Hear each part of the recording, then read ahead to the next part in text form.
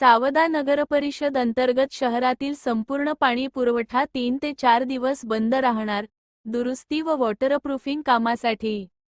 सावदा, प्रतिनिधी अजहर खान। जळगाव जिल्ह्यातील रावेर तालुक्यातील सावदा नगरपरिषदेच्या शहरात पाणी पुरवठा यंत्रणेच्या महत्त्वाच्या दुरुस्ती कामामुळे संपूर्ण शहरातील पाणी पुरवठा तात्पुरता बंद ठेवण्याची अधिकृत सूचना जारी करण्यात आली आहे।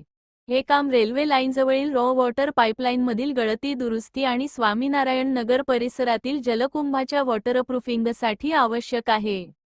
नगर परिषदेच्या अधिकृत अधिसूचनेनुसार हे तातडीचे दुरुस्ती काम रविवार 15 फेब्रुवारी 2026 पासून सुरू झाले असून त्याला अंदाजे 3 ते 4 दिवस लागण्याची शक्यता आहे।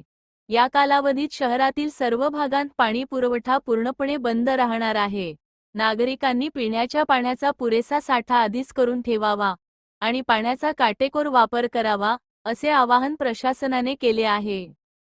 या कामाची पाहणी उपनगराध्यक्ष पठाण फिरोज खान यांनी केली असून त्यांनी पुरवठा अधिकारी प्रियंका जैन आणि अविनाश पाटील यांनी सांगितले की पवित्र रमजान महिन्याची सुरुवात आणि उन्हाळ्याच्या हंगामामुळे नागरिकांना त्रास होऊ नये म्हणून हे काम तातडीने हाती घेण्यात आले आहे।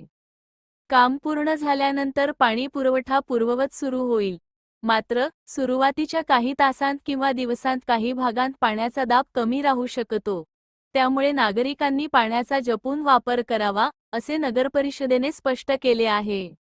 गटनेते रंजना जितेंद्र भारंबे, सचिन बऱ्हाटे, नकुल भेंडाळे, पंकज येवले, जयश्री अतुल नेहते, प्रतीक्षा मनीष भंगाळे, सलीम पिंजारी, विशाल सोनवणे नगरसेवकांनी या कामाबाबत नागरिकांचे सहकार्य मागितले आहे।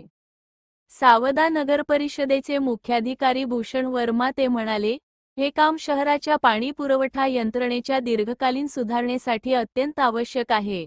नागरिकांना होणाऱ्या त्रासाबद्दल आम्ही दिलगीर आहोत, तरीही सर्वांनी सहकार्य करावे आणि पाण्याचा साठा करून ठेवावा, जेणेकरून गैरसोय टाळता येईल।